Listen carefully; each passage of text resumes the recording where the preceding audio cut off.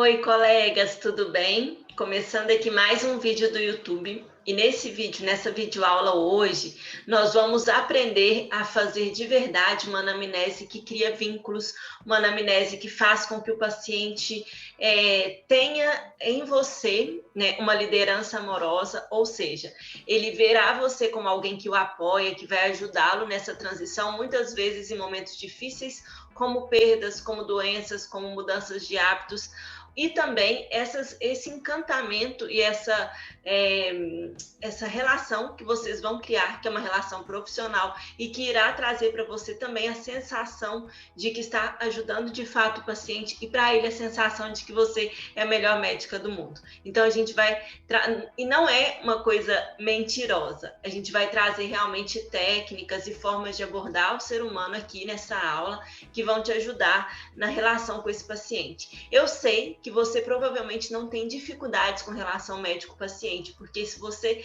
é uma pessoa que se interessa por saúde integral, por esse movimento de saúde integrativa, você provavelmente já se preocupa com pessoas, você provavelmente já dá o seu melhor na hora do atendimento. Talvez o que te falte é técnica, autoconfiança e técnicas de comunicação e realmente usar ferramentas que te coloquem ali, não em confronto direto, mas em um confronto motivacional para que o seu paciente tenha mais resultados. E os pacientes buscam na gente hoje muito mais do que acolhimento. Claro que o acolhimento é importante, vocês vão ver, a empatia é importante, mas eles também querem alguém que os ajude a ter resultados, né? E muitas vezes eles buscam isso ainda no médico. Então, como que a gente pode levar essa conversa para um lugar em que nós não seremos mais paternalistas nem maternalistas, e sim consigamos criar uma relação de autonomia e, ao mesmo tempo, uma relação que cria um vínculo poderoso e que faz com que o paciente consiga fazer as mudanças que é preciso, tá bom? Então, a aula de hoje vai ser sobre isso. A semana passada eu fiz um atendimento de uma pessoa que não me conhecia. Como vocês sabem, eu cheguei cheguei esse ano numa cidade nova. Então estou recomeçando, assim como muitos de vocês estão começando, eu estou recomeçando. E tem sido uma experiência muito agradável, porque eu posso testar de novo tudo aquilo que já deu certo e que sempre deu certo. Então eu recebi uma paciente que eu não conhecia, ela não sabia nada sobre mim, ela viu a minha divulgação e foi até um infectologista porque ela tinha várias questões de lesões de pele. E aí as pessoas, é muito engraçado, as pessoas chegam, eu não sabia o que fazia a sua especialidade, agora eu estou sabendo. E aí eu tô com essas lesões de pele há uns 3 anos e nenhum dermato conseguiu resolver o meu problema, então pediram que eu procurasse um infectologista e eu gostei da forma como você falava, então eu vim aqui. Bom, tá, e aí, gente, eu tô falando da minha especialidade, tá? Sempre chegam muitas coisas que não são propriamente da especialidade em si, mas como eu já gosto de fazer essa abordagem integral, esse olhar mais profundo, eu fico muito feliz quando chegam pacientes que eu sei que eu vou poder explorar bastante. E essa senhora, ela tinha, então, a questão das lesões de pele há mais ou menos 3 anos, um quadro de fibromialgia há mais ou menos 10 anos, doença do refluxo com uma tosse constante, candidíase de repetição, infecção urinária de repetição. Enfim, ela era um compêndio, né? Na verdade, ela não tinha só a lesão de pele era o menor problema dela. E quantos pacientes vocês não pegam dessa maneira, não é mesmo? Independente se vocês estão atendendo convênio, se estão atendendo particulares, se estão atendendo no SUS, essa é a maior parte dos pacientes que chegam para a gente, eles têm mais de uma comorbidade. E aí, a gente pode sim, né, ter uma visão mais simplista, e eu vejo que a maioria dos colegas, quando pegam e lidam pegam uma paciente dessa, eles já sabem que ali no fundo tem toda uma história psicoemocional que está afetando o quadro dela, mas a gente não sabe o que fazer. Muitas vezes se recomenda a psicoterapia, a pessoa nem vai, porque às vezes não gosta, e ali com ela nós tivemos uma conversa bem profunda assim, né? Eu mostrei para ela que elas tinham um processo inflamatório a nível metabólico corporal, porque ela tinha ali vários adoecimentos, que isso tinha a ver com o estado emocional dela, que tinha a ver com isso, com aquilo outro. Fui fazendo perguntas e conduzindo nesse sentido, para que ela percebesse, e E eu nem fui fundo ainda, porque ela não veio aberta a isso, né? Eu fui, na verdade, até bem superficial do que eu costumo chegar. Eu costumo aprofundar mais. No entanto, como é uma pessoa, como a gente sempre sabe até onde o paciente consegue ir. E isso é algo que a gente vai aprendendo com a prática. Como eu fui olhando para ver até onde ela conseguia ir, e ela conseguiu até me surpreender, que no final ela virou e falou assim: doutora, eu já cansei, eu tenho um reumato, eu tenho um psiquiatra, eu tenho o dermato, eu vou na ginecologista, eu vou no gastro, eu vou em vários médicos, mas eu queria algo assim, sabe, que me falasse, me mostrasse o que eu posso fazer, porque ninguém nem me fala o que eu posso fazer para me ajudar a melhorar. Então parece que eu queria alguma coisa assim. Ela não sabia descrever o atendimento que ela estava recebendo, mas ela sabia que era algo daquele jeito, entendeu? O que vocês acham? Que essa pessoa saiu dali satisfeita ou não?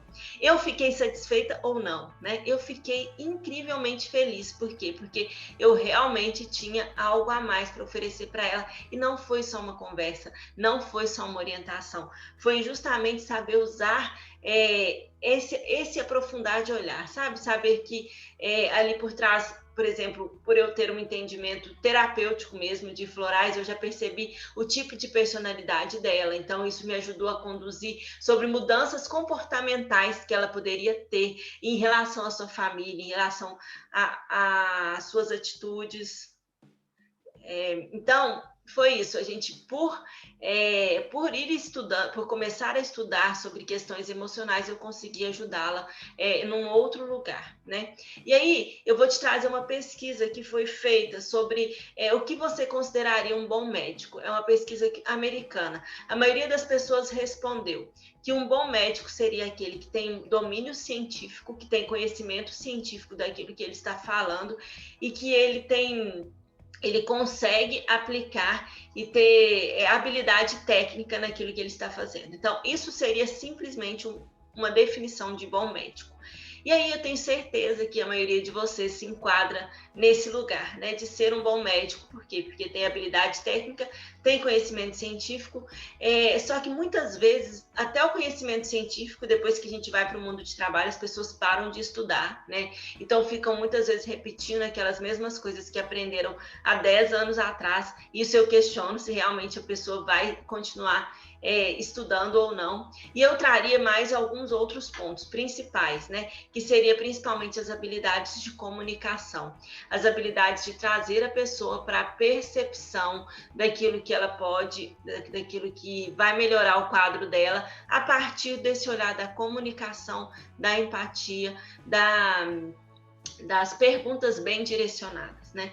Eu hoje faço um tipo de atendimento que eu vou compartilhar aqui com vocês, que é o atendimento em saúde integral. Então, a minha anamnese ela é dividida em físico, mental, emocional e espiritual. Com algumas, eu não deixo perguntas eu tenho um roteiro de que já está na minha cabeça, eu tenho ele por escrito, mas ele já está na minha cabeça e que eu uso. No entanto, ele não é um roteiro fechado, sabe? Ele é um roteiro que se abre de acordo com aquela situação e de acordo com cada paciente.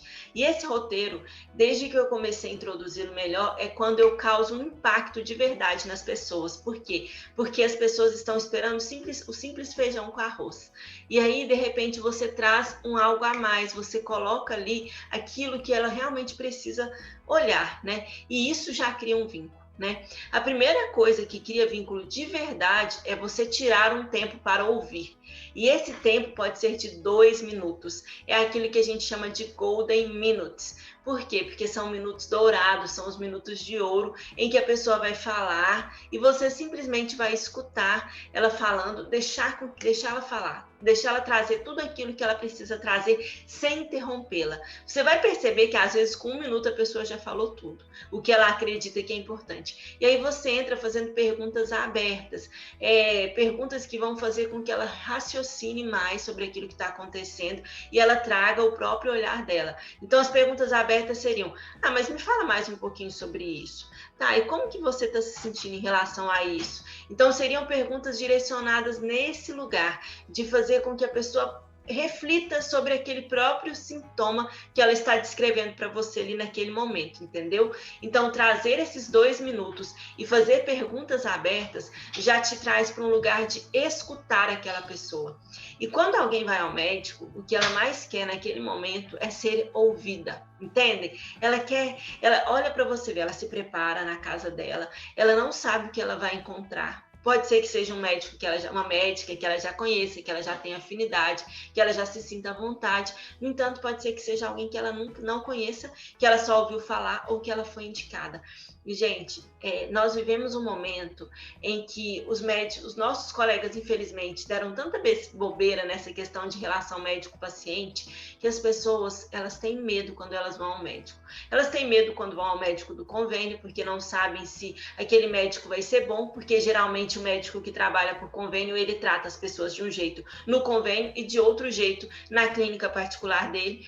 E nós sabemos que isso acontece, né? Gente, se você trabalha frustrado no convênio, não atenda, por favor. Não trate mal as pessoas porque eles te pagam mal, né? Não faça isso. Da mesma forma no SUS. Se você está frustrado, cansado, estressado, não faça isso, né? Pense um pouco, respire, não fique ali só pelo dinheiro, sabe por quê? Eu vou te falar de verdade, se você der 2 plantões por semana, você vai estar mais descansada e com esses 2 plantões talvez você ganhe o mesmo tanto que você ganha em 40 horas no SUS, tá bom? Dependendo do lugar e do plantão que você der. Eu estou te falando isso só pelo seguinte, não trabalhe cansada, tente diminuir esse eco emocional, que é esse lugar onde você vai quando você não está enviar mensagens e emoções ruins para as pessoas, né? Tente diminuir isso, tente se cuidar para que ali na frente da pessoa você esteja mais inteira. E como eu falo, gente, hoje vocês estão precisando muito mais de ajuda do que o próprio paciente que se senta na sua frente, porque quando ele se senta ali, ele traz as questões dele, mas ele encontra uma pessoa que também está doente, né? Nós vivemos um momento esse momento em que nós estamos doentes, atendendo pessoas doentes. Eu digo nós no geral mesmo, eu já melhorei muito, mas eu já vivi esse momento, eu sei que vocês estão passando, de você não estar legal ali, de você estar em dúvida, coração todo e a mente toda fervilhando, cheia de perguntas, cheia de que eu quero estar no outro lugar, mas eu estou aqui, e o paciente está ali contando para você, naqueles talvez 15 minutos que ele tenha, o que é mais importante para ele nos últimos dias, nos últimos meses ou nos últimos anos, que é a sua questão de saúde, entende? Então, para você talvez seja só mais um, mas para ele é aquele momento. Então, como eu falei, nossos colegas já deram muita bobeira nessa questão de relação médico-paciente. Então, os pacientes hoje, eles buscam se informar, sim, antes de ir ao médico. Mesmo que seja o médico do convênio, mesmo que seja o médico do SUS, eles estão se empoderando desse lugar e isso é bom para nós. Por quê? Porque pessoas boas como vocês começam a ser mais valorizadas. No entanto, vocês precisam se autovalorizar nesse sentido, entende? Se cuidar, saber o que é que realmente vocês podem oferecer, porque não adianta oferecer só o que você não consegue, né?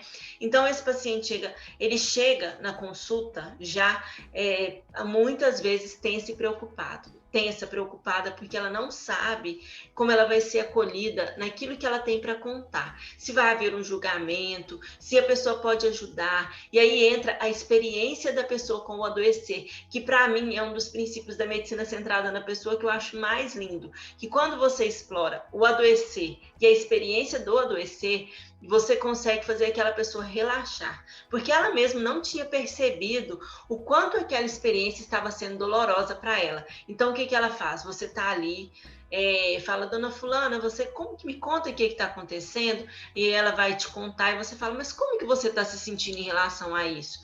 E aí ela vai poder dizer coisas do tipo, eu fico com medo de ser um câncer, minha irmã teve tais sintomas e aí ela teve um AVC, mas e se isso for um infarto, entendeu? Ela vai conseguir trazer para você aquilo que ela não consegue contar nem para ela, e só nisso ela já se sente acolhida. Então, querendo ou não, o acolhimento que você oferece é um dos grandes pontos para que você realmente crie essa relação de vínculo, essa relação em que a pessoa se sente contemplada nas suas necessidades ali naquele momento.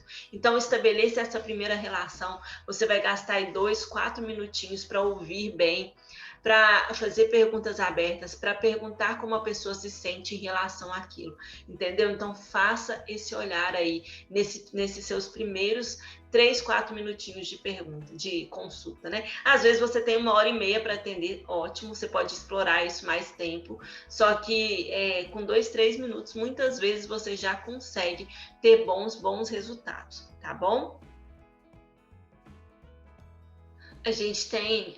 Nós temos dados estranhos sobre essa questão da relação médico-paciente, da comunicação. Alguns deles são os seguintes.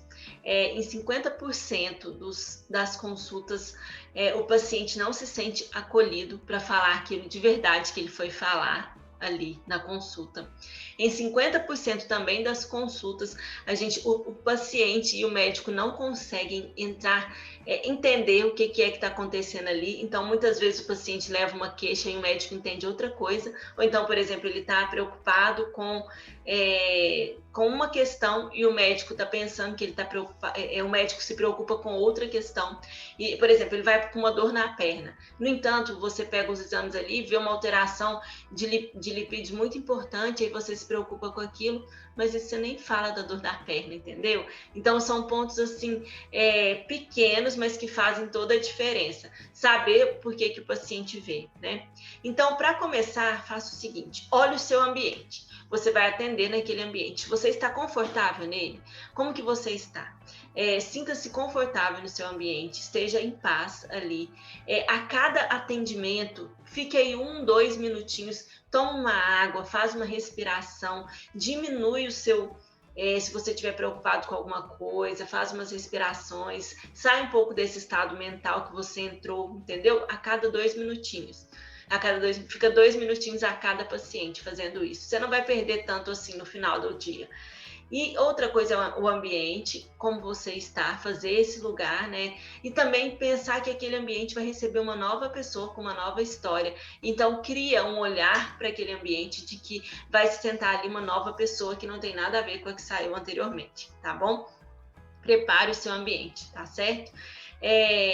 Tem algumas percepções que é importante que você tenha, e essas percepções eu vou listar uma a uma aqui para você, que são passos para uma consulta que realmente resolva o problema do paciente, que realmente cria um vínculo positivo, tá bom? Bom, então esses passos são os seguintes: siga-os e você não terá problemas. Descobrir por que o paciente veio. O paciente veio por quê mesmo? Qual a principal queixa que ele trouxe para mim? A outra coisa é identificar o que está errado, ver o que tem de alterado no exame físico, o que tem de alterado em exames caso ele tenha trazido, quais os sintomas são importantes ali. Dentro do que você percebeu que está alterado, com o que ele trouxe de queixa, faça uma avaliação da relação que existe entre aquela queixa e o que você percebeu de alterado ou não. Anote sobre isso, né?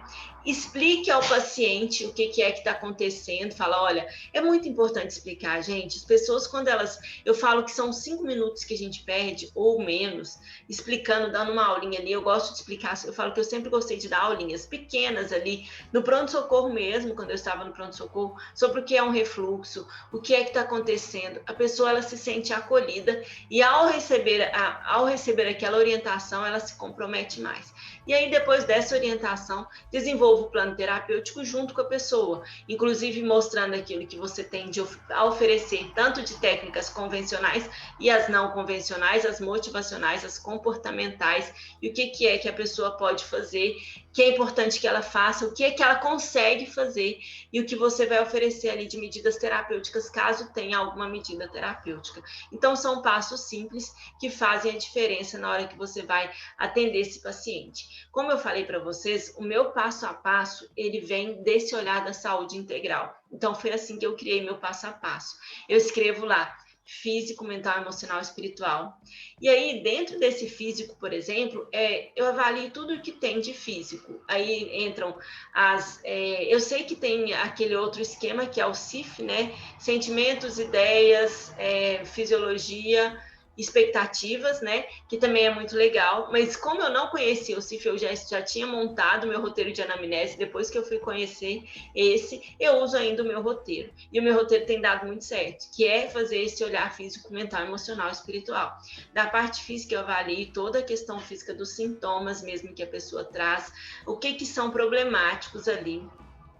A parte emocional, a parte mental, eu avalio principalmente os pensamentos que ela nutre ao longo do dia, o que é que sustenta aqueles pensamentos. Eu consigo conversar com a pessoa sobre isso e pedir para que ela olhe para esse lugar com mais cuidado, para que ela tenha ali uma percepção do que precisa ou não ser feito para que ela possa se ajudar. Então, os pensamentos, as emoções da mesma maneira, a gente vai trabalhar as emoções, olhar para as emoções, ver o que pode ser feito ali, o que é que está adoecendo, né? Assim, essa paciente que eu contei para vocês é muito claro, os clássicos quadros de fibromialgia, né? De carregar o mundo nas costas, de ter aquele sentimento de que precisa fazer tudo pelos outros e ao mesmo tempo se vitimizar, né? Ao mesmo tempo cobrar e usar e acabar trazendo a doença também para um lado muito de ter uma percepção das pessoas, do olhar das pessoas sobre mim, né? Então vem muito da ferida emocional do abandono e da rejeição, que são feridas que acontecem ali perto de a da rejeição no período intraútero e a do abandono ali perto dos 2 anos de idade, né? Geralmente quando tem desmame. Então são feridas que a gente não vai mexer nisso, né? Claro que a gente não vai mexer, mas é importante que a gente tenha esse olhar, que a gente saiba que emocionalmente a pessoa está mostrando ali no corpo dela que ela não está sabendo lidar com várias questões da vida dela, né? Por quê? Porque com o tempo você vai trazendo essa pessoa para a consciência através de pequenas práticas que vão ajudá-la, entendeu? E a parte espiritual é realmente acolher aquela espiritualidade da pessoa. Nem sempre vai entrar numa primeira consulta, às vezes na primeira consulta você percebe, você não tem por que falar sobre isso, né? Às vezes a pessoa está ali com outra questão e ela não quer entrar nesse assunto também, mas em alguns quadros isso vai ser importante de ser falado. Em quadros de luto, de perdas, de doenças arrastadas, de dificuldades mesmo, que é trazer esse olhar do propósito da existência daquela pessoa. Isso vai ser reconectado em vários momentos ao longo da consulta. Então, são alguns passos que eu gosto de usar, que eu vejo que dão resultado, que é esse olhar do físico, mental, emocional e espiritual. E aí você entra com as ferramentas que você tiver, né? Se você tem um bom conhecimento de mudanças comportamentais, motivacionais, você traz aquilo. Se você tem um bom conhecimento de alguma prática integrativa que possa ser usada ali, sem ferir, né, a ciência, você traz aquilo. Então é um momento de você usar, além da sua presença, da sua empatia, da sua presença curativa, de você trazer aquelas ferramentas que possam acolher e ajudar aquele paciente, entende? Então, criar vínculos é você realmente estar disposto a trazer esse olhar. E aí, gente, você vai me perguntar, mas por que você fez essa aula? Eu já faço isso. Muita gente vira para mim e fala assim, eu já faço isso. E tá tudo bem. Eu sei que eu tô aqui tentando ajudar aqueles que não fazem assim ou que precisam de um norte, né? Mas se você já faz assim, ótimo. No entanto, é importante que ao fazer assim, você traga também esse sentimento do seu alto valor, você realmente faz diferente, você precisa olhar para isso como algo que é importante, sim. Criar vínculos e fazer esse atendimento é um diferencial seu, sim, que deve ser usado ao seu favor, sabe? Assim, quando você for construir a sua relação de trabalho, a sua relação com os gestores do lugar onde você trabalha, a sua relação com você mesma, traga isso, de que você tem facilidade ou que você realmente se importa com a criação de vínculos, porque isso faz toda a diferença. Se não faz para as pessoas que estão ali trabalhando com você, para as pessoas que são atendidas por você, faz toda a diferença. Se em algum momento você mudar o local de atendimento, essas pessoas provavelmente irão te procurar, porque elas sabem que ali elas encontram a confiança que elas precisam para cuidar dos aspectos do seu adoecimento e da sua vida como um todo, tá bom? Então eu quis trazer aqui algumas habilidades de comunicação, algumas habilidades de técnicas mesmo de anamnese, para que você possa realmente ajudar o seu paciente na criação de vínculos com ele e trazer esse olhar que seja mais resolutivo na hora de cuidar das pessoas, tá bom? Então um abraço e até mais.